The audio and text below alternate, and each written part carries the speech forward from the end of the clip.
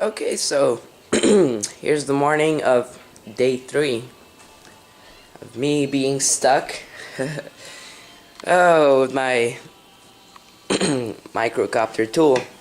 So I got a new post saying that my connections on ribbon cable connections 2 and 5 are not soldered well, so I resoldered them because it might have been a cold joint, and I resoldered them, and that's how they look right now.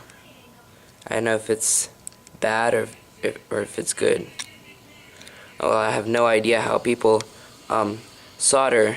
Let's see, these look how shiny it is there. Oh, that's good. And there, I looked for good tips on how to solder things. Here's the other side. Let me get it.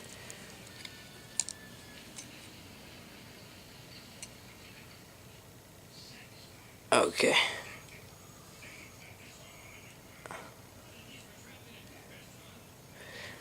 But one thing, the wire where I soldered my satellite wire, this one, it's not shiny, so it might be, oh, focus, excuse me, so it might be a cold joint.